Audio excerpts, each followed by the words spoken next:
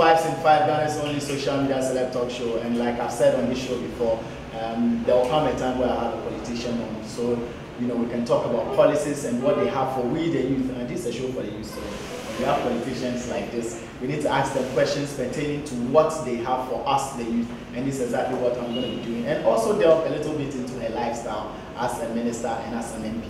You're welcome, Honorable Shirley Ayorkor. Thank you very much. Vibes in 5.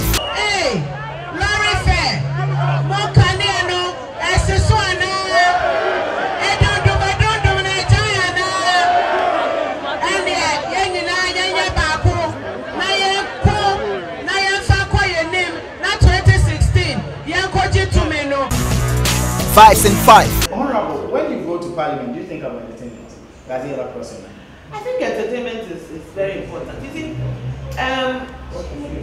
on the lighter side, we always say that don't work and don't play, make Jack a dog. But no. Now, in development of a nation, countries are making so much money through the entertainment industry. And countries like India, they're making so much money. Hollywood, making so much money in the US. And we have the potential. We have the potential to be able to make money from the entertainment industry. So how do you intend making that money? What are the plans? I think government supports. Government has to make a concerted effort to support the industry. Let us not leave it always to private sector.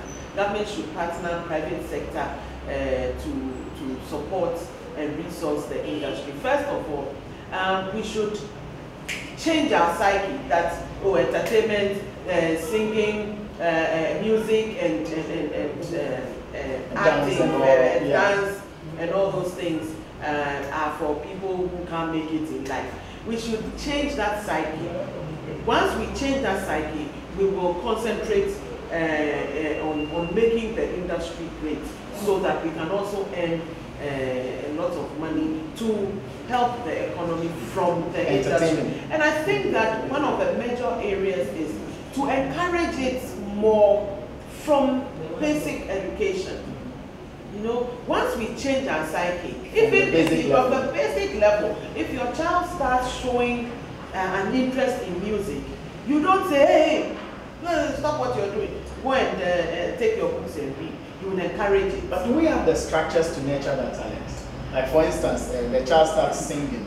Do we have music schools? The child starts playing, let's say, drums. Do we have all these structures that you can easily access?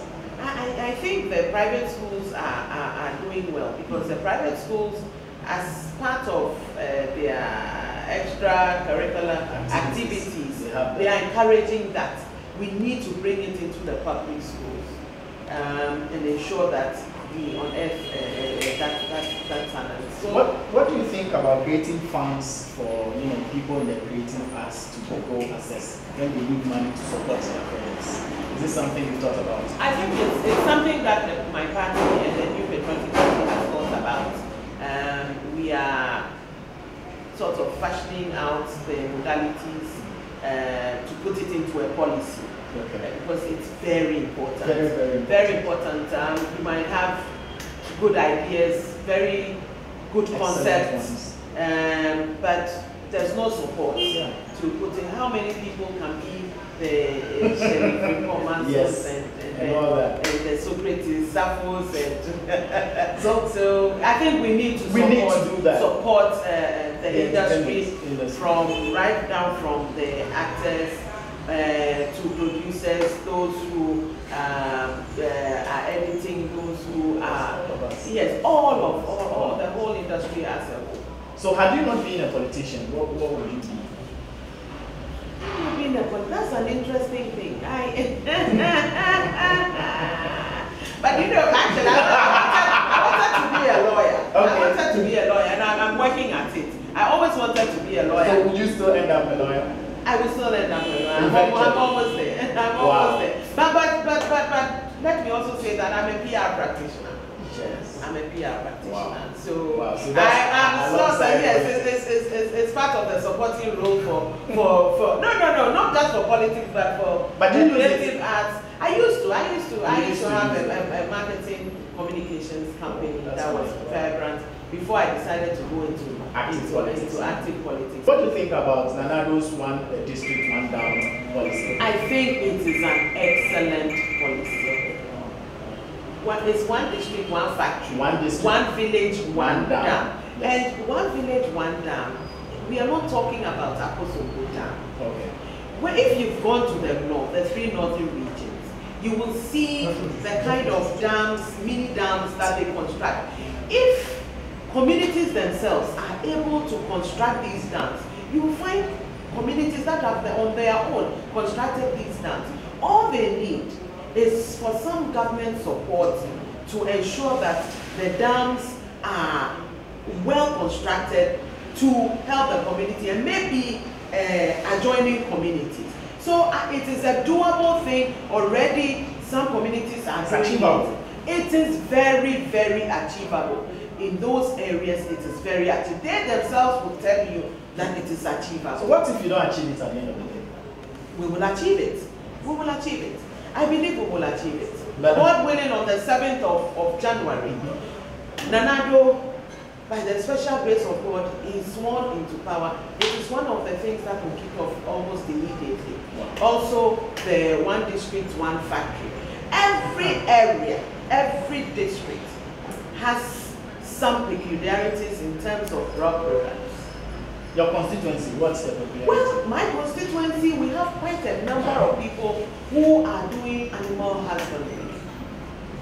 And it will interest you to find that some time past, this was an area that a lot of farming went on here. But because of Accra, look at how Accra has grown.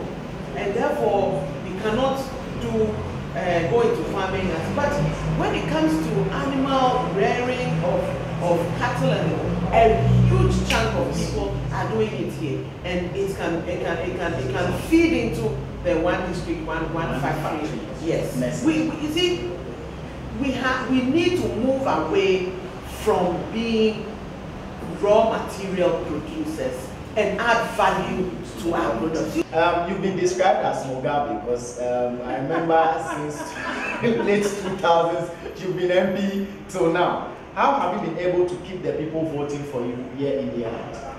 First of all, the tag Mugabe is a very interesting one.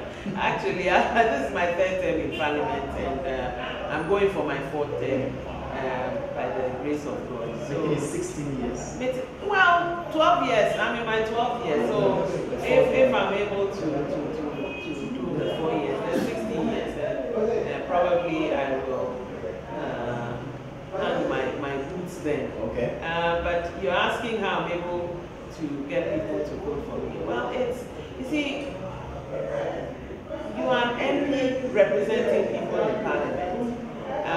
One of the major things that you need to ensure that you do is to ensure that you are always visible in the constituency. That is very important. Even with visibility, there are people who will tell you that they don't see you as often as they want.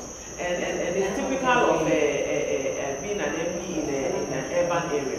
Because people get up and they go to work. They come very late. So even when you are in the constituency or in a particular community, somebody might come the following day and tell you that I haven't seen you. Meanwhile, you've been there. But yes, being visible, ensuring that you show sympathy and empathy to the issues that confront people in their areas. That is very important. And then also for people to see that you are doing something about their issues. As a member of Parliament, you are not an agent of development, not like countries like Kenya and South Africa where they are giving what they call the development fund. Here, your job is basically, apart from making laws in Parliament, is to facilitate and to lobby for projects, for development. So after 12 years of being an MP, what would you say, pinpoint that this and that is what I've achieved for my constituency? Well, initially when I came, I don't know whether you are aware, but the constituency was a very large one, and it was the most populous constituency in the whole country. In the whole of Ghana, Wager constituency was the biggest constituency in terms of population. And my first term, I concentrated on education, into ensuring that I bring education close to the people, because I realized one of the deficiencies that we have, or we had then as Wager, and I can even say have because this is carved out, and Nyanswo's is carved out of Wager constituency, is that we have a lot of low-income families and very few government schools. These low-income families cannot afford to take their children to private schools, and therefore it was one of the areas that I concentrated on. English Yaman from Botiano. Even when there was a school, the building was so bad that we couldn't house the students. I went and did refurbish and renovated the whole building to ensure that the children could use the school. Anya Ablekuma and Chanta. Another area for me then was security. And therefore, I went in police stations. I built one, a police station, and I finished another police station at Israel, and ensuring that where in the constituency there are very dark areas.